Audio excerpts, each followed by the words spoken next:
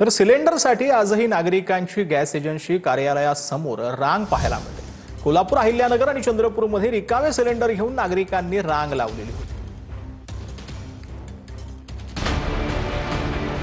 चंद्रपुरात gas सिलेंडरसाठी नागरिकांनी रांग लावली होती। 2 आठवड्यांच्या आधी बुक केलेला सिलेंडर घरपोच मिळत नसल्याची तक्रार यावेळी नागरिकांकडून केली जाते। सिलेंडरसाठी तासनतास रांगेत उभं राहावं लागतंय अशाही तक्रारी लोकांकडून केल्या जात आहेत। तर कोल्हापूरकरांनी घरगुती गॅस सिलेंडरसाठी रांगा लावल्या होत्या। राजारामपुरी परिसरात एजन्सीच्या कार्यालयासमोर लोक सिलेंडर घेऊन रांगेत उभे होते। तर अहिल्यानगरच्या राहाता तालुक्यात गॅस एजन्सी समोर नागरिकांनी रांगा लावल्याचं पाहायला मिळालं। सिलेंडर मिळवण्यासाठी लोक बऱ्याच वेळापासून वेटिंगवर होते। तर वर्षभरापूर्वी भोंदू कॅप्टन खराचे कारनामे उजेडात आणणाऱ्या एका पत्रकाराला रुपाली चाकणकर